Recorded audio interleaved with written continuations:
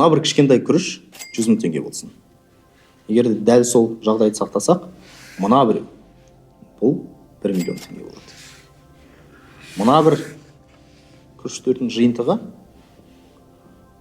10 миллион теңге болады. Ал енді қараңыздар, мына жерде ең маңызды дүние келеді. Мынаның барлығы 1 миллиард теңге болады. Елестетіңіздер, 1 миллиард теңге деген доллармен алсақ 2 миллион доллар ғана. Ал Қазақстанда миллиард доллары бар адамдар бар. Осындай сандарды естігенде сіз не сезінесіз? Сіз бәлкім ай сайынғы жалақыға тәуелді қызметкерсіз. Университетте жылдар бойы оқыдыңыз, оқуды бітіргеннен кейін бір жерде мұғалім болып, инженер болып, бухгалтер болып, кез келген мамандықта жұмыс жасадыңыз. Сіздің армандарыңыз бойынша сіз бір күні миллионер болам деген шешімге келгенсіз, бірақ әлі күнге дейін ол жолыңыз алыс. Сіз кредиттасыз, қарыздасыз, мүмкін қарыз сізді соншалықты қинап жіберді. Алғашқы мен бай боламын, мен жетістікке жетем деген сезімдердің барлығын ұмыттыңыз да, таңертең тұрсам, жұмысқа барсам, кешке қарай қайтсам, сенбіні күтсем, сенбіде демалсам деген сезімдермен ғана өмір сүресіз. Мүмкін сіз студентсіз, алда 4 жыл оқитын жолыңыз бар, содан кейін дәл бағанағы адамның өмірін қайталауыңыз мүмкін, немесе мына бір күріштің барлығын қолдарыңызға тигізуіңіз мүмкін. Бірақ дәл сол күрішке жетемін десеңіз, сізге дейін жолды өткен кісілер, сәтсіз болған кісілер, кредит алған кісілер, байлар жаман, байлар ақшаны әділетсіз жолмен алады. Байдың жолы болған, ол жолға жету мүмкін емес деген сөздерді айтуы мүмкін. Немесе өздерінің қазіргі өмірлерін ақтап болу үшін байлық жақсылыққа алып келмейді. Ақша қолдың кірі, байлықсыз да бақытты болуға болады. Байлық келсе, проблема келеді, ақша проблемаға толы болады деген сөздерді айта бастайды.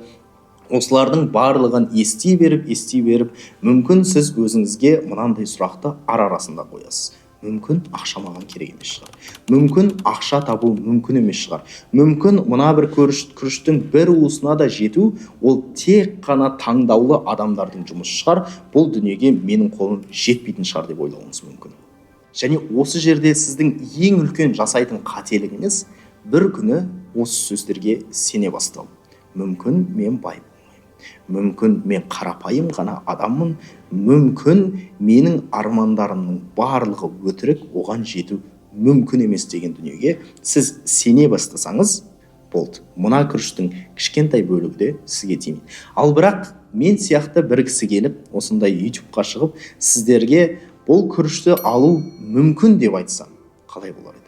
Жай ғана мына күрішті алған адамның барлығы, өздеріне байлыққа жеткен адамдардың барлығы жай ғана кездейсоқтық арқылы емес, өздерінің ақшаны дұрыс басқаруы арқылы, ақшаның принциптарын түсіну арқылы, өздері жасау арқылы келді десем, және сол жолда кез келген адамның мүмкіндігі бар десем, қалай болар еді? Мысалы, Қазақстанда танымал Марғұлан Сейсенбай, ақшасын өзі жасаған, дәулетін өзі жасаған.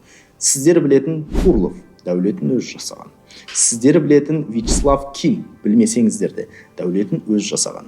Әлемдегі Илон Маск, әкесі дәулетті, бірақ миллиардтаған дәулетті өзі жасаған. Опра Уинфри деген кісіні білесіздер ма? Кедей болған, дәулетін өзі жасаған.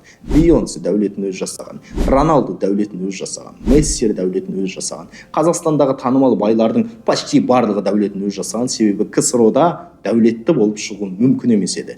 Яғни кез келген сол байлыққа жеткен адамның көп бөлігі дәулетін өз жасса, сіздер де дәулеттеріңізді өздеріңіз жасауға мүмкіндіктеріңіз бар. Ол үшін сіздерге бүгін 4 түрлі ережені айтқым келеді. Сол ережені күнделікті тұрмыста қолдана аласыздар. Қолданған сайын дәулетті өмірге кішігірім жақындай бересіздер. Ол үшін ең бірінші сұраққа жауап берейік. Мына бір күрішті қалтаға салу үшін не істеу керек? Бірінші ереже екі еселену ережесі дегенді қарап. Давайте күріштің мысалында. Қараңыздар. Сіздерге мынандай мысал келтірейін. 1000 теңгені 2000 теңгеге айналдыру үшін бір рет 2-ге көбейтсе жеткілікті. Дұрыс па? 2000 теңге болады. 2 рет 2-ге көбейтсе 4000 теңге болады. 3 рет көбейтсек 8000, 4 рет көбейтсек 16000. Дәл солай жалғастыра беріп 1 миллион теңгеге жету үшін қанша рет көбейту керек? Маған сенбейсіздер, 10 рет көбейтсек жеткілікті. Яғни өзімізге дәулет жинау қабілетін мынау мен қосымша 1000 теңге жинап қоюым керек, 3000 теңге жинап қоюым керек, 5000 теңге жинап қоюым керек деген принциптен гөрі екі еселену принципімен жүрсек қалай болар екен? Мен өздеріңізге мақсат қойыңыздар. 1 миллионға жету үшін 10 қадам өтуім керек. Дұрыс па? 1 миллионға жету үшін тек қана 10 қадам. 1 миллиардқа жету үшін 1 миллионнан мына 1 миллиардқа жету үшін 20 қадам ғана өтсем жеткілікті.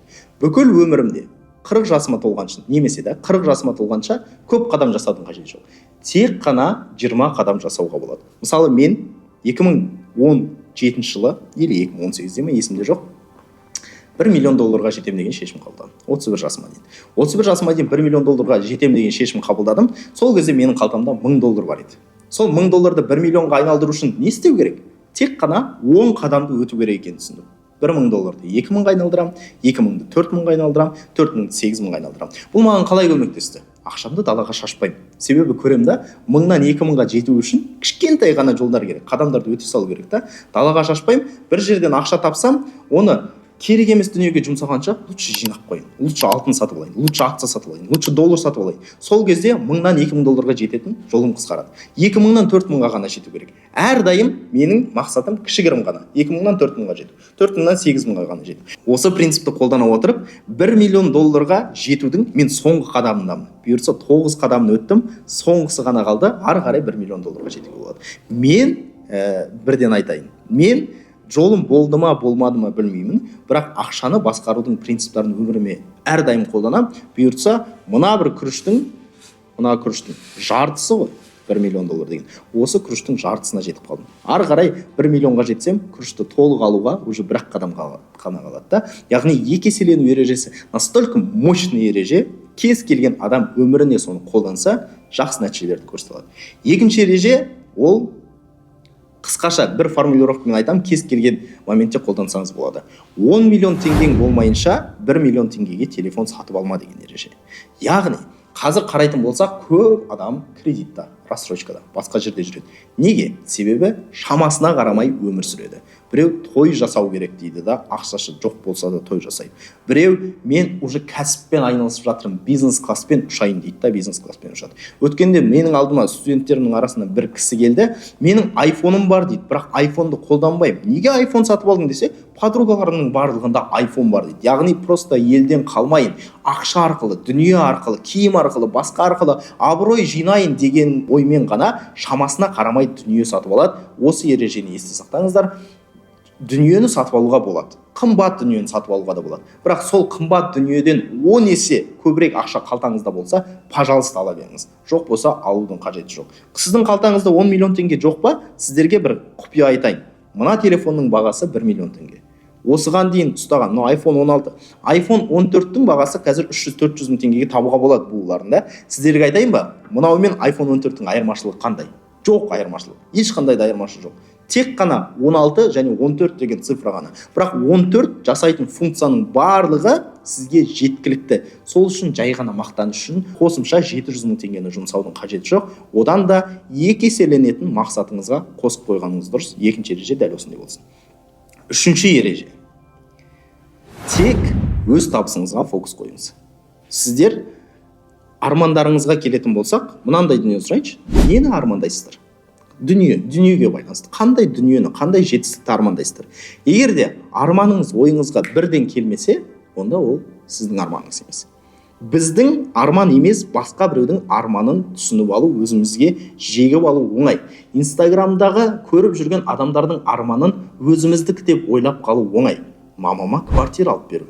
Елдің барлығы соны айтады. Неге? Себебі Инстаграмда танымал. Папама квартира алып беру деген неге айтпайды? Себебі папасына барлығы машина алып беруді армандайды да. Инстаграмда барлығы папасына машина алып береді. Анаған мынаны алып беру, өзіме осын жасау, саяхаттау, постоянно саяхаттау әртүрлі. Сіздерге айтайын, әлемнің кереметін көру үшін шетелдің барлық түкпіріне бару міндетті емес. Қазақстанның түкпірінде де әдемі жерлер жеткілікті. Сондықтан арман мүмкін сізде жай ғана ауылға барып жоғары жақта жайлауда бір күн жатам деген арманыңыз болса, ол да жаман емес арман. Күніне миллиардтап табамын емес, жай ғана 2 миллион теңге ай сайын немесе бүкіл бір жылда 2 миллион теңге жинасам жеткілікті десеңіз, ол да жаман емес арман. Сондықтан өзіңіздің каспиіңізда 246 мың теңге болып, досыңыздың каспиында 1,5 миллион теңге болса, сол жерде өзіңізді жаман сезінуге асықпаңыз. Мүмкін ол сізден жылдамырақ қимылдады. Мүмкін оның арманы 1 миллиардқа жету, сіздікі 1 миллионға жету. Кім арманына жылдамырақ жетеді? Ол жай ғана ешкім өзін басқамен салыстырмаса ғана болады. Және осы салыстырмау сіздерге эмоционалды шешімдерді қабылдамауға алып келеді. Мысалы, кәсіппен айналысатын кісі басқа біреудің кәсібін әрдайым мақтайды. Байқайсыздар ма? Байқамайсыздар ма? Мысалы, орыста жақсы мақал бар. Всегда кажется, что у соседа трава зеленее деп айтады да. Яғни кәсіппен айналысатын адам, мен кәсібімді негізі былай өзгертсем, анау сияқты ақша табатын едім. Былай өзгертсем, мынау сияқты ақша табатын едім. Мына адамның кәсібін жасасам, осылай ақша табатын едім. Так вот, таппайсыздар. Барлық дүниемен айналысатын адам ешқандай дүниемен айналыспайтын адаммен тең да. Фокус деген өте маңызды. Ал фокус, сіз өзіңізді басқа біреумен салыстырмасаңыз, бір дүние, бір кәсіпті ұзақ уақыт сабырмен істеп, сол жерде тәжірибе жинасаңыз, өте үлкен нәтижесін береді. Нежели бір жыл мынаны істеп, екінші жыл мынаны істеп, үшінші жыл мынаны істеп, өзіңді елмен салыстыра бергеннен нәтижеге жету мүмкін емес. Және төртіншісі, қомақты ақша синдромы деп аталады. Біріншіден, бұған байланысты екі түрлі дүние бар. Біз қараймыз. Сіз қазір 200 мың теңге табуыңыз мүмкін, бірақ Инстаграмда елдің барлығы, әдетте инфобизнеста жүргендер, мына студентім 1 миллион тапты, мына студентім 15 миллион тапты, мына студентім 20 миллион тапты, мына студентім осынша тапты. Солардың барлығын ести беріп, үлкен ақша сіздерге үлкен емес, кішкентай ақша сияқты естіліп қалуы мүмкін. Сондықтан қалтаңыздағы 200 мыңды жұмсаған кезде ешқандай да жаман сезім болмай. Немесе сіз қарызға, кредитқа 500 мың алып жатқан кезде проблемаға кірдім деген сезім болмай қалуы мүмкін. Неге? Себебі сіз қалтаңызда жоқ қомақты ақшамен есептеуді үйрендіңіз. Қомақты ақшаға ешқашан назар аудармаңыз. Қалтаңызда қандай ақша бар, тек қана сонымен жұмыс жасаңыз, бұл бір. Екіншіден, сізде мынандай ой болуы мүмкін. Мен қазір 300 мың теңгем бар. Бірақ қалтамда 3 миллион теңге болса ғана ақшаны басқаруды үйренемін деп. Ол сезім өте қате. Елестетіңіз, сіздің кәсібіңізде 2 адам жұмыс жасайды. Сол кәсібіңізде 2 адам жұмыс жасайды да, сіз былай айтып тұрсыз. Так, мына 2 адамды басқарудың қажеті жоқ. Кәсібінде 200 адам болған кезде, сол кезде менеджмент, сол кезде кәсіпті басқаруды үйренемін деп айтсаңыз, сізде жақсы нәтиже болуы мүмкін бе? Жоқ, әрине. 2 адам сізге адамды басқаруды үйренуге, әр адамды түсінуге, соны жүйені қалыптастыруға өте жақсы мүмкіндік. Соларды басқаруды үйренсеңіз, сіз 3-ші адамды оңайырақ басқарасыз. 3 адамды жақсы басқарсаңыз, 5 адамды оңайырақ басқарасыз. 5 адамды жақсы басқарсаңыз, 10 адамды оңайырақ басқарасыз. 2 еселену ережесін осы жерде де қолдансаңыз болады. Яғни қалтаңыздағы 300 мыңды дұрыс басқаруды үйренбесеңіз, 3 миллионды, 10 миллионды басқаны басқару мүмкін емес. Жақсы мысалдар Майк Тайсон. Майк Тайсон кеше мысалы Джек Полмен боксқа шықты да, жақсы ақша тапты. Ал білгенсіздер ме, Майк Тайсон кезінде 100 миллиондап табатын жылына. Сол кезде ол банкрот болған, қарызға кірген. 2 рет банкрот болған, қателеспесем, иә. Не үшін? Себебі ақшаны басқаруды білмейді. Себебі жолбарыс сатып алып қыдырып жүреді да. Лотереядан ұтқан адамдардың көбісі жақында ғана Инстаграмда танымал болып жүр. Бір көшені тазалаушы кісі лотереядан бірнеше миллиондаған доллар ұтып алады. 2 жылдан кейін қайтадан көшені тазалаушы қабілетіне жағдайына оралады. Неге? Себебі ақшасына болмайтын дүниені сатып ала берген. Лотереядан ақша ұтқандардың көбісі қарызға батады, немесе әдетте өз-өздеріне қол жұмсайды. Неге? Себебі кішкентай ақшаны басқаруды білмеген адам үлкен ақшаны басқаруы мүмкін емес. Менің сіздерге айтқым келген 4 ереже осындай. Егер де біреудің алдында абырой жинаймын деп, немесе біреудің арманын орындаймын деп ақшаны жұмсайтын болсаңыздар, ол жақсылыққа алып бармайды. Қарызға кіріп мақтанатын болсаңыздар, жақсылыққа алып бармайды. Бірақ сонымен қатар сіздің қазіргі ақшаңыз аз екен деп, үлкен ақшаны мүмкін емес деп ойласаңыздар, үлкен ақша жасау мүмкін емес. Мүмкін деп ойласаңыздар, мүмкін. Ақшаны 2 еселеп жинаған кезде әрбір іс-әрекетті жазып тұрған ыңғайлы. Сол үшін мен өзім мына бір блокнот қолданамын. Қаржылық еркіндік ақшаны басқаруға көмекші деген.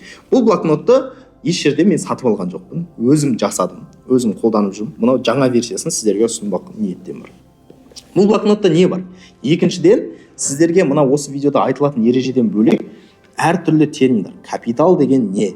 Жинақ қоры деген не? Кіріс пен шығысты қалай есептейміз? Активтар, қарыздар, пассивтар деген не? Осылардың барлығы тіпті дұрыс мақсат қою, сол мақсатқа жетудің жоспарларын құрастырудың барлық аспектілері беріледі. Және сіздер осы жерде кірістеріңіз, шығыстарыңызды аптаның әр күні есептей отырып, сонымен қатар мақсаттарыңызды алдын ала жазып, сол мақсатқа 1000 теңгеден 2000 теңгеге жетем, 2000-нан 4000-ға жетем, 4000-нан 8000-ға жетем. Осы айда уже мен 10 миллион жасаймын. Әртүрлі мақсаттарды орындауға осындай инструкциялардың барлығы берілген. Бірақ сонымен қатар ортасында сіздер ақшаны жинай бергеннен кейін бір инвестиция жасауларыңыз керек қой. Ақша жасап, ақшаңыз жай жатпай, қосымша бір акция, облигация арқылы пайда табу керек. Сол пайданы орындамақ ниетте ортасында сіздерге инвестиция жасаудың инструкциялары барлығы берілген. Және осы бір блокноттың ең соңында мына жерді көрсетейін. Ең соңында QR код бар. Бұл QR кодты қалай қолданасыздар? Бұл QR кодты телефоныңыздың камерасын бүйтіп қосып ашсаңыздар, курс бар. Кішігірім курс, инвестиция, акция, облигация, пассив кіріс жасау, брокерлік шотты қалай ашамыз, қалай сатып аламыз, қалай қолданамыз, сол туралы толықтай түсіндірілген курс бар. Ол курсты мына блокноттың иесіне тегін береміз. Бұл блокнотты қалай сатып аламыз? Қазір мен бұл блокнотты жалпы сатылымға шығармадым, но бағасын 15 000 теңге деп қойын деп жатырмын. Бірақ осы видеоны көрген әрбір адамға әрине мен жеңілдік бергім келеді. 9990 теңгеден 9990 деген жақсы ма? Жақсы, иә. 9990 теңгеден алуға мүмкіндік бар. Біріншіден қаржыны жинауға көмекшіңіз, әртүрлі инструкциялар, әртүрлі білімдер, сонымен қатар қосымша ішінде где-то 5-6 сабақтан тұратын курсты қосымшаластыр. Бұл блокнотты сатып алу үшін не істейсіздер?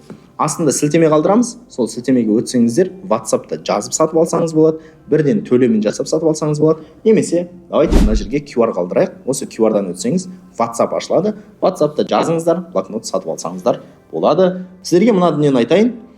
Елдің барлығы миллионер болмайды, бірақ миллионер болу мүмкіндігі барлығына берілген, сондықтан бай болайық.